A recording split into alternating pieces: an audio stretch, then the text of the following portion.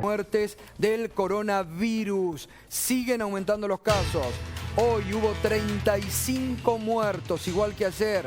1.958 infectados, 209 recuperados. Recordemos, en la provincia de Buenos Aires, récord, 1.105 infectados.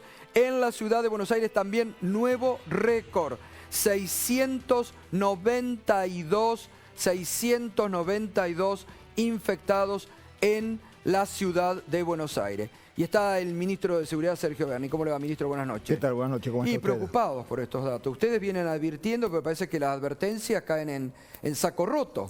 La pregunta es ¿por qué no deberíamos esperar otros resultados? Bueno, es lo que yo estoy preguntando. Bueno, evidentemente lo que estamos recibiendo son los resultados esperados de acuerdo a la actividad que se viene desarrollando en la calle. No nos olvidemos que si hay algo que tiene de particular esta infección es que el ser humano puede controlar la velocidad de réplica. No es como el dengue, que el mosquito pone los huevos no sabe dónde están, el mosquito se mete. No, acá el control de la réplica viral depende pura y exclusivamente del comportamiento individual de cada ser humano. Si el ser humano hace cuarentena como debe ser la cuarentena, el virus no tiene ninguna posibilidad de replicarse y por lo tanto no tiene ninguna posibilidad de seguir aumentando la velocidad de casos. Entonces hay que ser necio para hacer lo que estamos haciendo y esperar otros resultados. Claro, porque aparte, yo lo vengo de hace varios días, y el propio ministro de Salud porteño dice lo peor está por venir,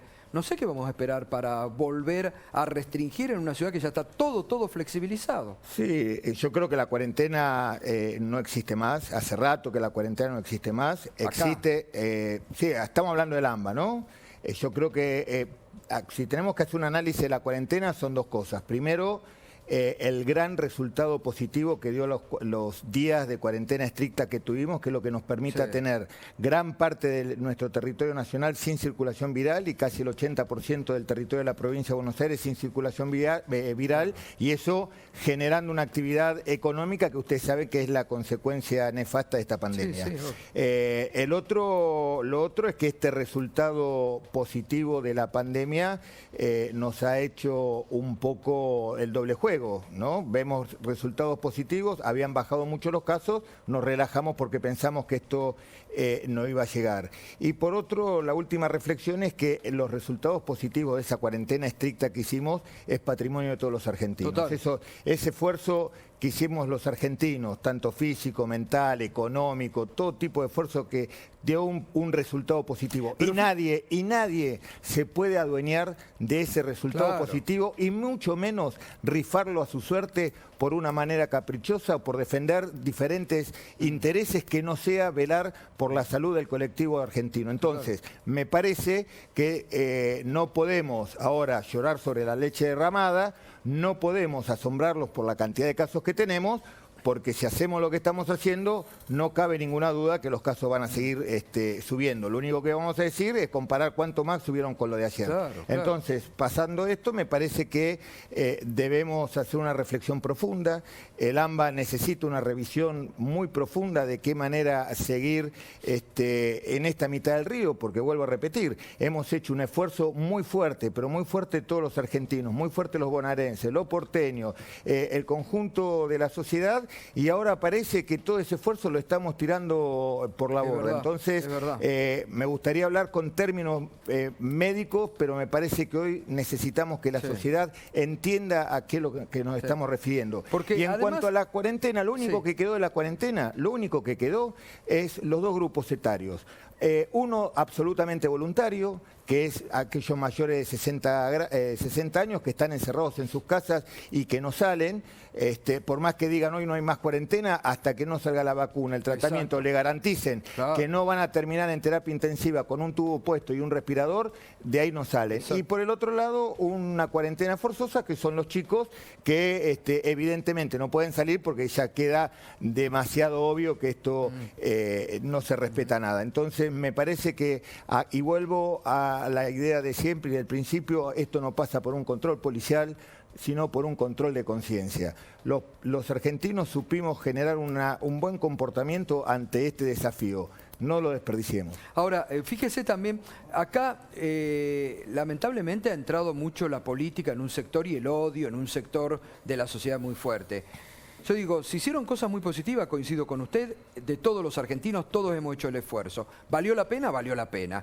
A ustedes en la provincia les llegaron a decir que habían instalado el gueto de Varsovia cuando reaccionaron rápidamente en Villa Azul. Sin embargo, dio realmente resultados positivos enseguida porque pudieron controlar, ¿no? Bueno, sí, la verdad que no hay que enojarse con eso, ¿no? Yo siempre digo que cuando estamos en un momento de mundial son todos directores técnicos, cuando hay inundaciones son todos meteorólogos y cuando hay coronavirus son todos epidemiólogos. Obviamente sí, que a los que leche, Sergio. obviamente que los que tienen mala leche que se quede, bueno, pero de eso nosotros tenemos que bregar por la salud de todos los argentinos y las opiniones que nos interesan son aquellos que verdaderamente saben y aquellos que verdaderamente aportan. Ahora, no solamente de la ciencia, sino desde la voluntad. Hoy habría que retroceder, habría que volver a fases anteriores, a ver, en el AMBA. La verdad, y lo digo a título personal, esto es un comentario a título personal, me hago cargo de lo que digo. Kicillof lo vienen diciendo las Yo me hago autoridades. cargo de lo que digo. Yo creo que primero nadie puede determinar cuál va a ser el comportamiento.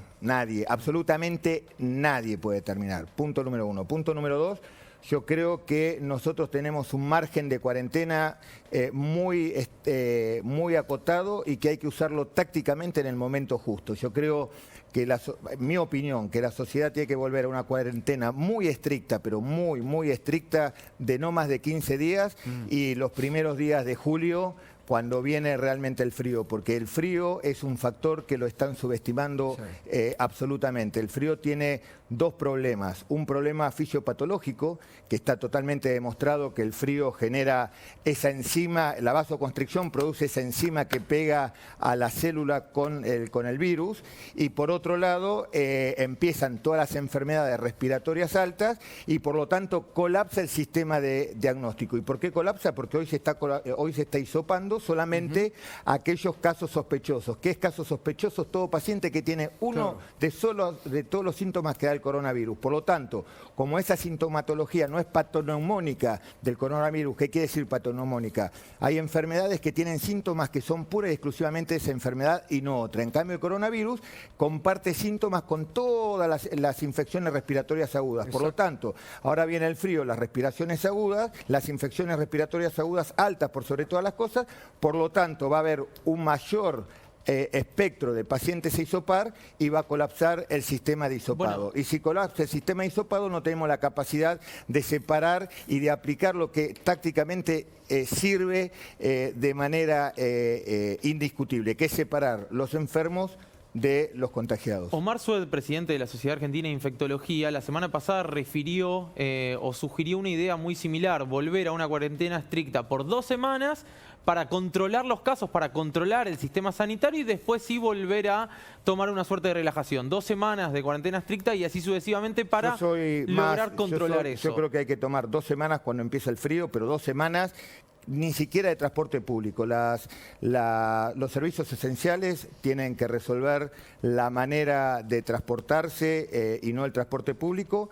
Creo que hay que hacer esas 2 semanas de esfuerzo muy fuerte cuando venga el frío, después entrar en una flexibilización muy controlada y creo que vamos a tener que hacer, si queremos no desperdiciar todo este esfuerzo que hicimos, tenemos que hacer un último esfuerzo de 15 días más cuando empieza agosto, porque no nos olvidemos que el clima se está atrasando. ¿Y sirve de algo que haya una decisión de la ciudad y otra de la provincia? Por lo menos no debería ser el AMBA. Hay barrios del conurbano que se parecen más a la ciudad que al interior de la provincia. Lo que pasa es que la provincia y la capital, si bien funcionan de manera complementaria. ¿Qué quiere decir que funciona de manera complementaria? Lo que tiene uno o lo que aporta uno no lo aporta otro y viceversa. Entonces, esa manera de trabajar complementariamente hacen que uno sea dependiente del otro. Entonces, las políticas públicas, por sobre todas las cosas en este momento en materia de salud, deben efectuarse de la misma manera que se comporta la simbiosis y el complementarismo entre la ciudad y la provincia de Buenos Aires. Que uno haga una cosa y la otra haga otra cosa, lo único que hace es atentar contra el beneficio de los dos. Ahora, Sergio, respecto de la cuestión económica, ¿no es, digamos, un limitante para esa cuarentena? Yo coincido que hay que hacer esa cuarentena por lo que están planteando, por lo que estás planteando y lo que plantean los especialistas. ¿Pero no es un limitante la cuestión económica lo que impide hacer esa cuarentena? Sí, vuelvo a repetir.